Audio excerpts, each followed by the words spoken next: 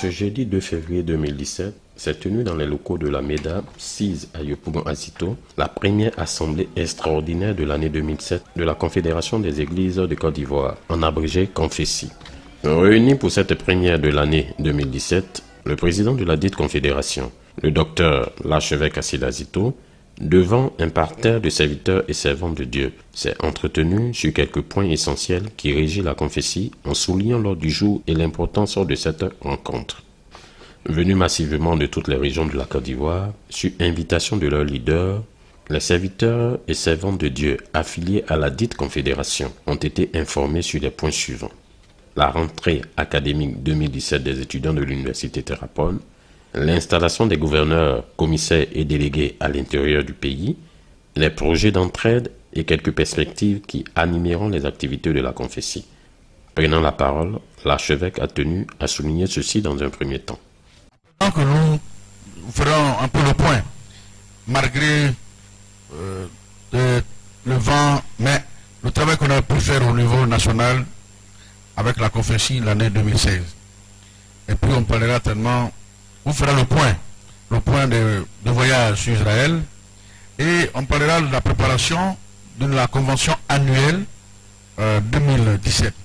Nous allons faire la première fois que la confession existe, nous allons faire notre première convention.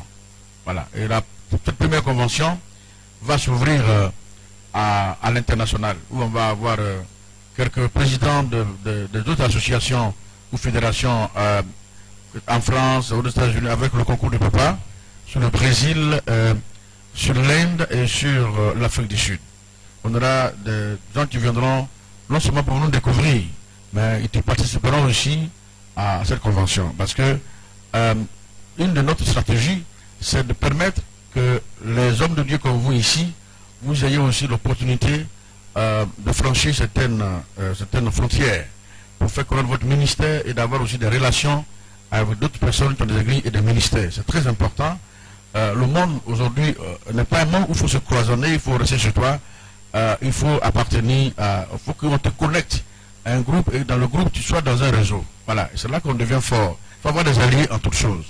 Donc je pense que 2017, nous allons travailler sur cette base-là pour ouvrir un peu sur l'international, qui va permettre à certains parmi vous qui sont prêts ou bien qui voudront participer à ce séminaire international de pouvoir aller aussi voir ce qui se passe à travers le monde. C'est aussi une façon de partager nos expériences, d'apprendre ce qui se passe de leur côté, et on ne sait jamais, comme j'ai l'habitude de dire, on peut rencontrer quelqu'un et puis pas simplement de faire des jumelages d'église qui, dans le courant de nos relations, ça peut se déboucher sur l'entraide, sur le soutien des uns des autres. Au chapitre de la rentrée donc académique 2016-2017 de l'Université Terrapone, nous avons enregistré 72 étudiants pour cette première année 2016. Ce qu'il faut retenir, l'université travaille avec des modules, avec un plan américain, une stratégie américaine, un système américain. Ce n'est pas le nombre d'années, 3 ans, 4 ans, 5 ans, mais travaille par des modules selon les heures. Et vous voyez que souvent un enfant qui fait 9 mois ou 12 mois à Abidjan pour faire une année scolaire, au Canada il peut faire 2 années, il peut faire 2 diplômes. C'est compte tenu des modules, des heures qui sont condensées, qui fait que on rattrape 2 ans en 9 mois. Au lieu de 18 mois, on peut le faire en 9 mois. Voilà. Donc ça, je voudrais préciser. Alors, nous avons donc ouvert l'université pour la première année 2016, grâce à Dieu et à travers papa. Alors, donc, on a eu 72 étudiants, j'étais inscrit. Le véridique de soutenance des étudiants de la licence, de la maîtrise et 3e cycle a eu lieu le 18 et le 19 novembre 2016. Ici même à la mission MEDA. Hein? Ensuite, donc, ça passe. Voilà. Vous voyez un peu les étudiants, c'est ça le jour de véridique. Ensuite, donc, on a eu la grande cérémonie de remise des diplômes, qui a connu vraiment un véritable succès avec près de 1000 invités. Il faut qu'on acclame vraiment le Seigneur, près de 1000 invités. Ça, c'était Voilà, je crois que c'est un peu ça qui est sur le tableau là-bas, voilà. Voilà. Ça, c'était le jour de la remise de diplôme. Voilà, qui a commencé avec le certificat où on a eu 26 étudiants au certificat. On a eu le diplômé. Parce que nous commençons par le certificat. Et après le certificat, il y a le diplôme. Il y a eu 20 diplômés qui ont eu le diplôme de théologie, certificat de théologie. Il y a eu 13 qui ont eu la licence en théologie. Il y a eu 4 qui ont eu une licence en maîtrise. Et il y a eu 10 au doctorat, j'espère. Hein? C'est ça? 10, 8. Voilà. Donc il y a eu 8 au doctorat.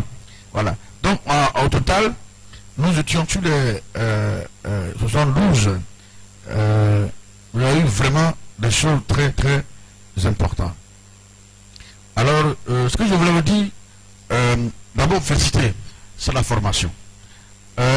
Ne confondons pas, papa, voilà, la parole, il va nous aider dans ce domaine, que nous n'arrivions pas à confondre la formation biblique dans une école biblique par rapport à la formation théologique.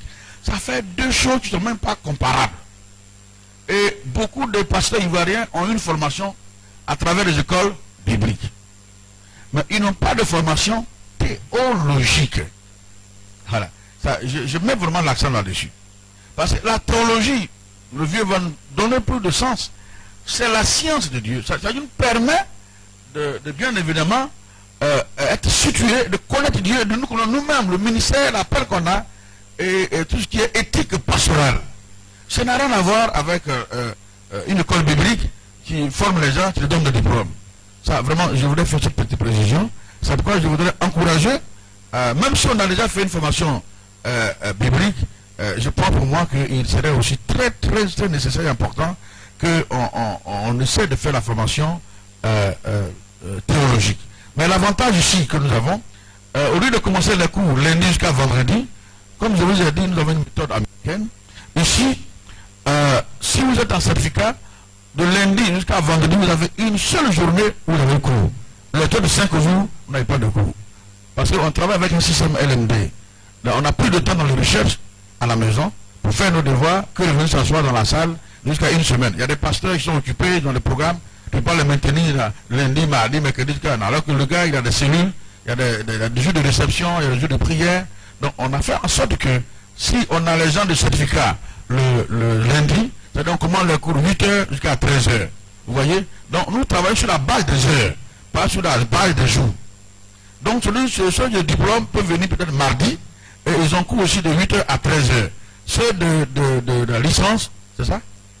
Ils viennent aussi le mercredi, ceux de la maîtrise viennent jeudi, ceux du doctorat viennent vendredi. Mais tout cela, c'est la matinée. 8h, 13h, jusqu'à 14h. C'est-à-dire que dans la semaine, tu n'as qu'une demi-journée où tu viens faire les cours. Mais je mets l'accent.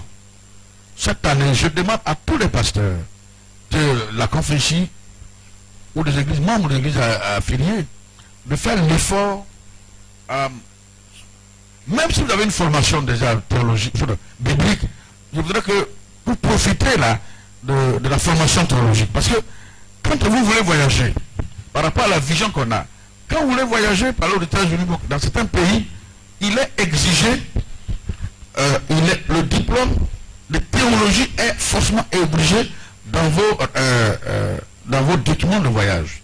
Et les gens tiennent compte aussi de l'université qui vous a formé. Est-ce que cette université qui existe, qui est crédible? Tout cela tient compte de parfois, avant même que nous arrivions à vous délivrer les ordres de mission. Donc j'encourage à tous ceux, par rapport au temps qui est très relax, de pouvoir s'inscrire. Et non seulement de s'inscrire, mais si vous avez des appelés dans vos églises, des leaders dans vos églises, je pense qu'il est plus qu'important que vous fassiez l'effort. Parce que personne ne peut être responsable d'une église s'il n'est pas formé. C'est une des difficultés qu'on a souvent dans les églises. On met les responsables des hommes, les responsables des femmes, les responsables des jeunes, au niveau du groupe d'adoration, enfin, un responsable, servir d'autres accueils. On a des responsables selon la vision que Dieu nous donne, mais souvent, les responsables que nous nommons ne sont même pas formés au travail, à la fonction laquelle nous avons désigné. Donc, ils ne connaissent même pas l'aspect spirituel dont leur fonction est liée.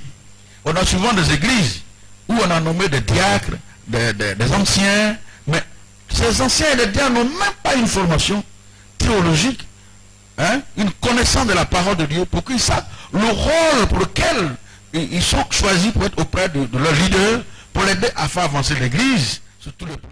Au chapitre de la rentrée académique des étudiants, la parole fut donnée à l'éminent serviteur de Dieu, le professeur Maurice Kikuta Moulenga, recteur de l'université Terrapone, pour apporter quelques précisions et ajustements à propos de cette nouvelle rentrée. Maintenant, en Afrique du Sud, là-bas, voici, j'ai parlé avec les autorités de Terrapone. Je leur ai dit, bon, ben voilà, nous avons maintenant un système d'inscription. Quand quelqu'un s'inscrit, nous devons avoir maintenant une carte d'étudiant. Ils ont apprécié ça. Donc, quand vous vous inscrivez, mettez vos frais d'inscription, parce que vous aurez une carte magnétique d'étudiant, et puis aussi les frais d'administration, qui sont compris là-dedans. Et ce que j'ai pu faire là-bas, j'ai beaucoup demandé pardon pour les frais d'études, le certificat et le diplôme. Je dis vraiment, le SMIG en Côte d'Ivoire, il n'est pas trop étouffé. Les salaires ne sont pas trop costauds. Les gens ont la volonté. Donc, 75 000, vraiment, c'est un peu trop. Et pour le certificat, 125, c'est un peu trop. Donc, j'ai demandé pardon. Bon, si j'ai mal fait aussi, vous pouvez me dire, oh, pourquoi? Nous sommes des Ivoiriens, non? Hein? Pourquoi tu as diminué ça encore? Vous pouvez me dire. Et je vous demanderai pardon parce que j'ai diminué ça. Hein? Mais ce qu'ils m'ont dit, sincèrement, pour la Côte d'Ivoire, nous acceptons. Parce que je leur ai montré la liste. Voici ceux qui ont eu leur diplôme, certificat. Voici ceux qui n'ont pas pu parce que c'était un peu trop cher. Bon, ils ont dit, bon, au lieu de 75, nous enlevons 10. Vous qui avez été à l'école, 75 moins 10, ça fait combien? Aussitôt, vous avez calculé? Calcul mental? Ah! Donc, ils ont remis ça à 65 000 pour le certificat. Bon, maintenant, diplôme, au lieu de 125, j'ai demandé pardon. Ils ont enlevé 25. Ça fait combien vous qui avez été à l'école? Et ensuite, je vous donne aussi les nouvelles. Terrapone, il y a une organisation là-bas étatique qui s'appelle SAQA. Ça veut dire South African Qualification Authorities. C'est-à-dire que n'importe quel organisme qui se fait enregistrer, ça c'est le bureau qui donne le OK à toutes les organisations et à toutes les églises et à toutes les quoi. Maintenant, SAQA est en train de fermer beaucoup d'églises en Afrique du Sud. SAQA est aussi en train de fermer les écoles bibliques. Ils n'en veulent plus. Est-ce que vous me comprenez? Vous dites, vous me comprenez? Donc, beaucoup d'écoles bibliques ne peuvent plus donner la licence en théologie, la maîtrise ou au doctorat. Seulement certificat, même pas diplôme. Et puis attestation de fréquentation scolaire, que celui-là, il a fréquenté chez nous. Voilà les cours qu'il a suivis. Ça, ils peuvent donner.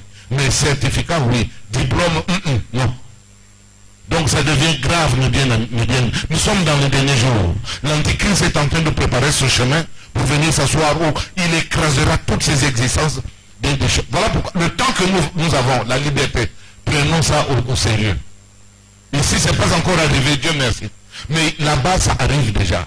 Quand on va commencer l'année scolaire académique, qui commence à partir de la semaine prochaine, c'est-à-dire qu'à partir de mardi prochain, parce que quand on était là, on avait mardi, mercredi, jeudi, vendredi. Mais à cause de beaucoup d'autres étudiants qui étaient venus, on avait pris samedi. Il serait peut-être important que cette année, nous laissons le samedi de côté, parce que samedi, il y a beaucoup de cérémonies. Il y a des pasteurs qui doivent aller à un repas de deuil, enterrement, mariage. Donc on verra le rythme. Et donc, on commence le mardi de la semaine qui vient. Donc mardi, on avait les gens du diplôme. Mardi et mercredi, c'était licence. Jeudi, maîtrise. Les vendredis, c'était les gens de doctorat. Bon. Alors nous allons étudier un système pour que tout le monde soit là-dedans. Et nous allons voir les gens de samedi, puisque c'est en fait les gens du certificat. Et la plupart, donc, ils ont eu cette formation. Ensuite, les gens du doctorat, nous allons les encourager à écrire un projet de thèse. Parce que l'an académique, l'année qui s'est écoulée, on n'avait pas assez de temps pour d'abord élaborer un projet de thèse. Donc, cette semaine qui commence, bientôt là, la première rencontre avec les gens des doctorats, donc au fait, on aura un tronc en commun pour la première rencontre. C'est-à-dire qu'on aura les gens du 3e cycle et on aura les gens du doctorat d'État pour la première rencontre. Ensuite, les semaines qui viendront, doctorat d'État à part, 3e cycle à part. Mais puisque les deux doivent écrire un projet de thèse, au lieu de faire la répétition, on sera ensemble dans le même cours et ensuite il y aura division entre 3e cycle et État. Le doctorat d'État, je veux dire. Voilà ce qui nous est à cœur. C'est-à-dire que nous devons maintenant marcher sur les exigences académiques. Ce sont au total plus de 200 pasteurs qui ont effectué le déplacement pour s'imprégner des mots d'ordre de leur leader. Le président a en outre rappelé un certain nombre de chapitres à l'ordre du jour en insistant sur cette rentrée, l'importance qui en découle, le pèlerinage en Israël, la convention annuelle qui aura lieu en fin d'année et les perspectives de l'année 2017 pour le compte de la confession. Et l'université Thérapon n'est pas à 500 000. C'est une université internationale. Normalement, nous étions entre 1 500 000 et 1 775 000. Mais nous nous sommes battus. Le monsieur s'est prié. Il voulait envoyer l'école au Nigeria. Nous nous sommes vus en Afrique du Nord, papa. Pardon. Le problème que nous avons en Côte d'Ivoire et dans toute la francophonie, c'est un manque de formation. Nous sommes en tête de corps spirituel. Nous avons des églises, des fois 300, 200, mais c'est vide. Dieu va nous demander comme. On prêche n'importe quoi, on explique n'importe quoi. Il dit, mais Dieu fait comme mon fils. Il dit, Dieu va faire. Dans la prière, mais il s'est engagé pour la formation. Et Dieu a fait la guerre qu'on lui a confié toute l'Afrique. Ici, il était parti en Angola. Il était parti au Nigeria. Aujourd'hui, il serait resté dans une grosse villa, voiture, tout ce qu'il veut sur la terre. Mais demandez où il dort. Demandez où il dort. Toi, tu connais chez lui. Tu connais à la maison? Sur le vieux? Allez-y voir là-bas. À son âge, allez-y voir. À cause de l'église de Jésus-Christ. Il travaille matin jusqu'au lendemain. Tous les jours que Dieu fait, non seulement il est ici, il est donné des cours. Attendez, si Dieu nous a fait cette grâce, pardon, profitons-en. Pour que demain, il nous donne l'onction pour dire, mes enfants, j'ai fini ma part, continuez. Je vais nous donner cet héritage-là. Nous sommes la seule université aujourd'hui. En tout cas, moi, je me bats avec mon père pour l'église. Je sais, un des plus gros problèmes de l'église en Côte d'Ivoire, c'est le manque de formation.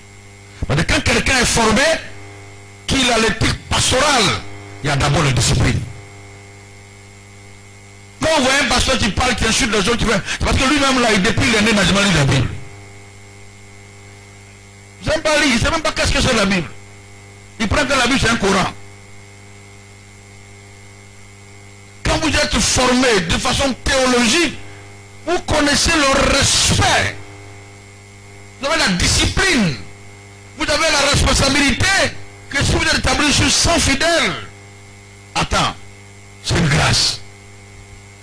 Je vous demande pardon. Chaque fois que je suis au ministère, quand on dit, oh, les églises évangéliques sont divisées, je dis non, nous ne sommes pas organisés. On n'est pas divisé. Le corps de Christ n'est pas divisé. Mais Dieu, et j'ai toujours révélé que un des points culminants qui fait qu'on ne peut pas se mettre ensemble, c'est le manque de formation.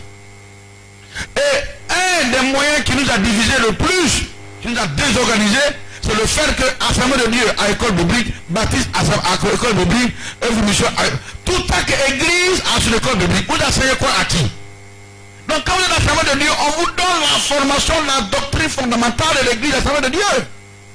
Alors quand les gars sont de l'église baptiste, quand on lui demande là-bas dans sa doctrine, il faut qu'il attache foulard. Donc quand ils voient le frère d'Assemblée de Dieu, ils sont le diabolique, c'est pas biblique.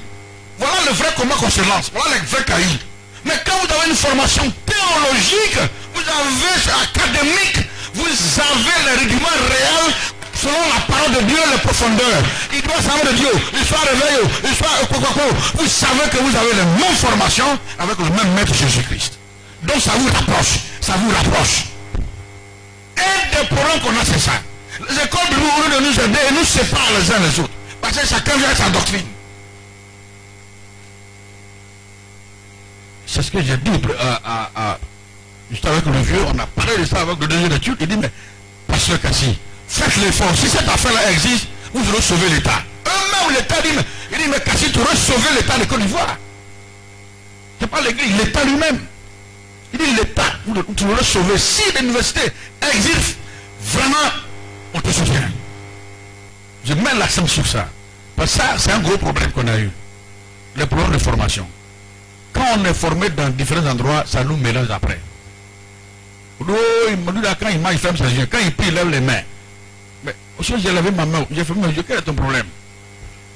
Elle s'est levée, mais ça qui est le problème. Est-ce qu'on reconnaît que Jésus, que notre Seigneur, notre Sauveur, il est né de cette femme-là, Marie? Et après tout ce que Dieu a dit, il a fait, il est parti assis là-bas, il va revenir nous chercher bientôt. Et que notre travail sur la terre, il va donner une mission d'aller sauver des âmes avec la parole de Dieu, telle que c'est écrit, de façon scripturaire, bibliquement parlant. Mais pas essayer de dévier la parole. Voilà. Donc, je voudrais qu'on évite de tomber dans tout ce qui n'honore pas l'Église. Pour la formation, nous-mêmes. Et si vous avez nos fidèles que vous sentez qu'ils ont un appel, inscrivez-les pour qu'ils puissent être formés pour nous aider dans la fonction auquel Dieu nous a appelés. C'est très capital. Voilà. Donc, je voudrais dire merci vraiment à tous les présidents, mais en même temps, parler de deuxième mode de jeu rapidement, ça c'est rapide, j'ai déjà fait, je lis, sur l'installation des gouverneurs, commissaires et les délégués à l'intérieur du pays. Au chapitre donc des attestations d'appartenance. Voilà, ça j'ai tout répondu. Et la confession a également donné des attestations d'appartenance à 57 pasteurs. Sur des églises, mais tu n'as pas d'agrément.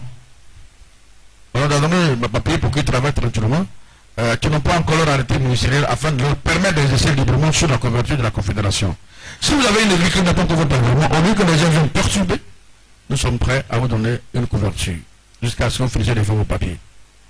Au chapitre donc des pèlerinages. Pour les pèlerinages en Niger en cours de deux dernières années, 2015, en 2015, on a eu un premier voyage où on a envoyé le président des églises, avec 7 personnes. Le grand voyage a encaissé 30 personnes. Ça c'est en 2016. 2016, le premier voyage a pris 4 présidents. Et le grand voyage a encaissé 28, soit un total de 69 personnes qui ont déjà parti en 2 ans. Au-delà de moi-même un voyage privé qui n'a rien à voir avec l'État et personne. Donc je vous dis qu'on a fait 69 personnes en 2 ans. Et cette année encore, nous sommes sur le terrain. On attend que le programme soit lancé pour qu'on essaie de voir ceux qui sont prêts pour partir et qui partent petit à petit. Selon le nombre de personnes qu'on nous donne, on essaie de faire partie ceux qui sont prêts. Parce que là aussi, il faut avoir un passeport, il faut avoir fait la visite, quoi encore, et la visite, et l'assurance, le passeport, bon, c'est-à-dire, tout dépend tout autour de... Firmin, il faut parler, tu viens d'arriver. C'est-à-dire, les dépenses pour le voyage, pour les paperasses, peut tourner autour de 100 000. Les vaccins, voilà. Bon, si on n'a pas le passeport là, c'est autre chose, le passeport c'est 45 000. Mais il faut avoir comment le passeport, parce qu'on ne sait pas quel on peut t'appeler. Il y a beaucoup de gens qui s'appellent, parce que mon passeport est périmé, d'autres, je ne sais pas comment passeport, bon. Alors que les gens nous mettent la pression, on t'appelle mardi, on lui dépose le papier jeudi. C'est pas que des fois, il y a des gens que j'appelle pour pas partir parce qu'ils ne sont pas prêts. Voilà. Donc, ça aussi, je veux dire, un pasteur doit avoir un passeport, c'est pas fait d'Israël, mais il faut avoir un passeport, c'est pas quand Dieu va t'appeler, il va en mission. C'est clair, donc il faut avoir ton passeport sur toi, c'est un papier officiel. Et puis bon, ça se passe comme ça. Ayez vos passeports, on essaie de faire partie des gens, un à un, selon le nombre de personnes qu'on nous donne, au niveau de la couverture de la confession dans les églises. Ceux qui n'ont pas d'agrément, venez, on vous donne la couverture. Attestation d'appartenance à la confession, pour que vous soyez couverts dans le quartier où vous êtes, qu'on ne vient pas fermer votre église. On dit parce que vous n'avez pas agrément à temps.